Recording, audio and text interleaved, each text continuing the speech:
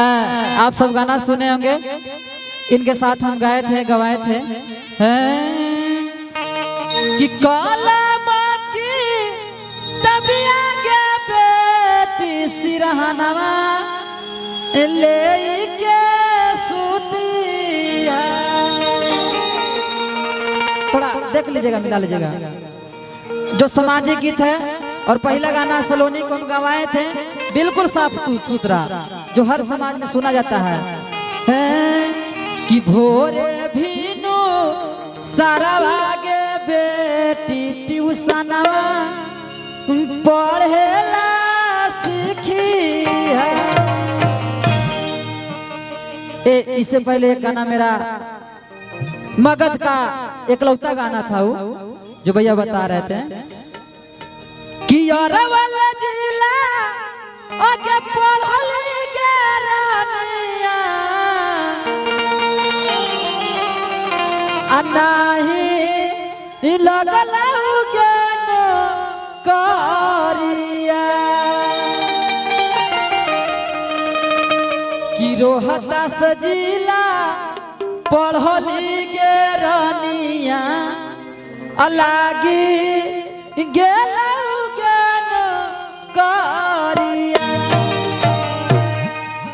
यही गीतिया के हम सोलोनी के साथ में गाएं और गाना मिलियन पार किया। तो हम आप सबके क्षेत्र के बेटी, आप सबके बहन के लिए कहना चाहते हैं कि कलम की तबिया के बेटी सिरहनवा ले के सूती है।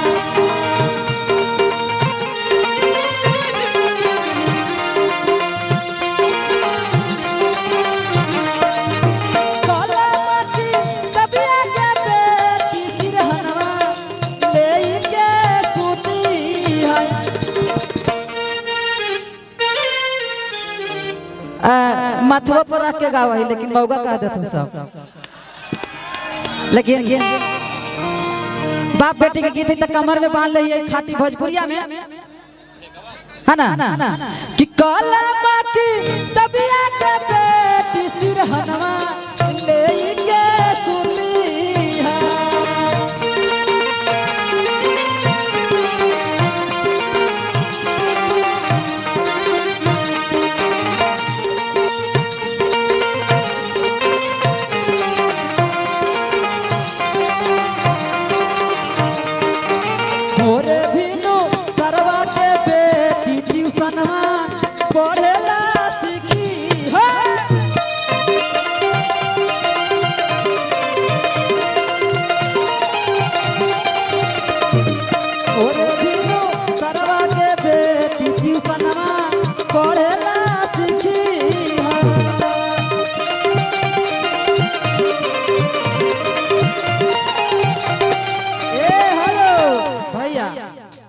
इसके बाद सलोनी का लाइन है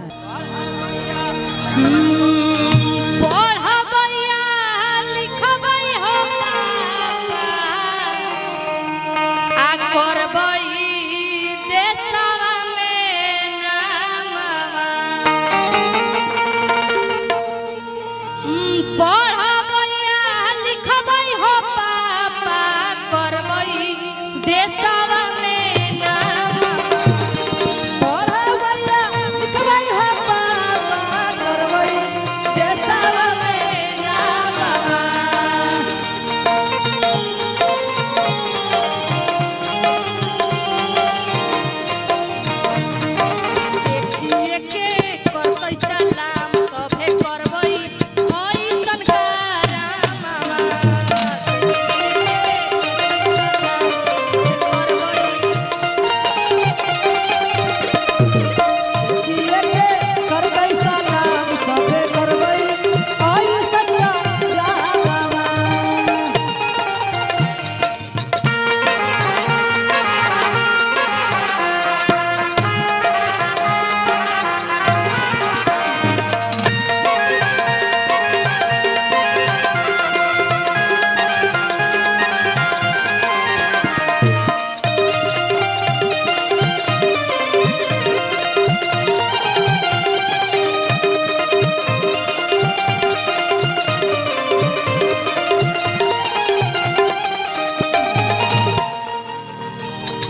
हमारा ये गाना के मिलियन गए और आप सब अपना क्षेत्र के बेटी सलोनी को सपोर्ट करिए। बहुत यहाँ पे कलाकार हैं, सभी को सपोर्ट करिए और आप बहुत आगे बढ़िएगा। आशी गाते रहिए, गाइए आगे। जाके ले ले आवा पापा जी हो गोपिया किताब,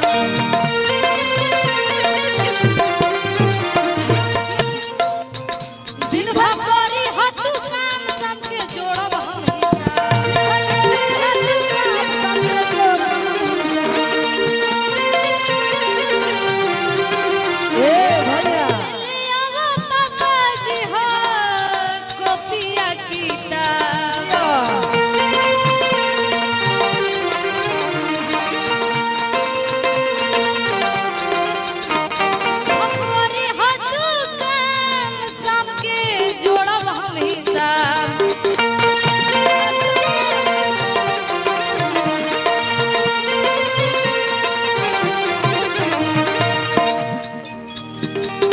गैया बकरी चरती जाए, यही गतिया में कहा जाता है। गैया बकरी चरती जाए, दुनिया बेटी पढ़ती जाए। गैया बकरी चरती जाए, सलोनिया बेटी पढ़ती जाए।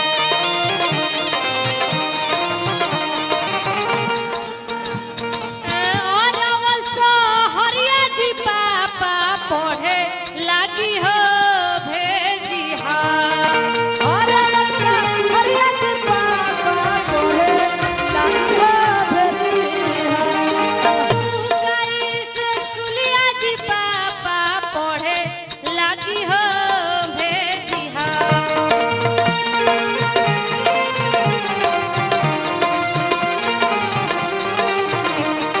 देखिए के करतै सलाम सबे करबै ओई सच्चा रामना।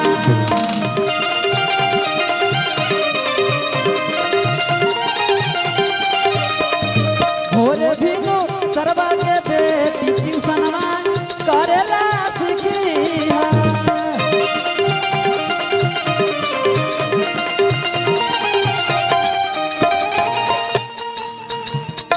पढ़े जाइ है गे बेटी पढ़े जाइ है गे, पढ़े जाइ है गे बेटी पढ़े जाइ है गे। अपना गौवा के स्कूलिया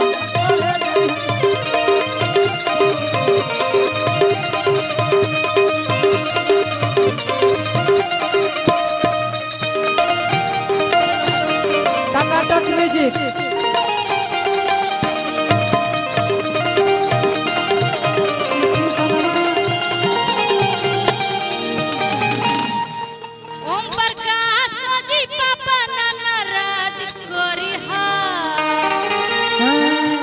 अस्तित्व में गावा कि ओम प्रकाश जी बाबा नाराज गोरी हो,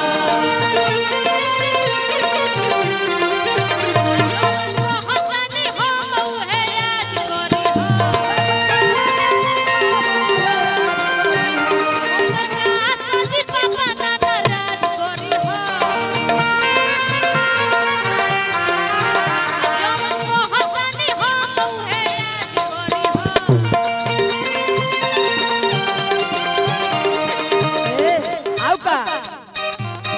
बेटी ऐसा दुनिया जी पापा पढ़े लागी हो भेरिया।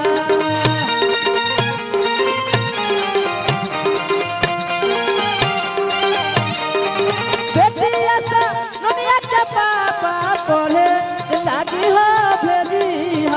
हेलो भैया आ देखिए के करतै साला सभे का तो हम करिया लौकी थी आओ करिया आज भाई करिया ठे से पर ना तुम करे ऑपरेटर साहब। हेलो हेलो हेलो हेलो तो आप सबके बीच में हमारे आप ही के क्षेत्र के, आप ही के जिला के, आप ही का जवार के एक सलोनी कुमारी वायरल हुई है। आप सब इनको सपोर्ट करिए और बहुत सारे कलाकार हैं, सभी लोग आएंगे। तो सलोनी आप गाइएगा। आज इस तिलौथू के धरती पर पहली बार नहीं बल्कि दूसरी बार सामाजिक विवाह का कार्यक्रम हुआ है, जो मैं जितने भी यहाँ पर माता बहने भैया चाचा दादा मैं सबको प्रणाम करती हूँ। और ऐसे ही मुझे प्यार दुलार देते रहिए कि हम और भी आगे बढ़े और अपने रोहतास अपने बिहार का नाम रोशन। और मैं भैया के साथ एक गाना गाई हूँ जो आप लोग को भी सुनाऊंगी, और जो मुझे बहुत ज्यादा सपोर्ट किए हैं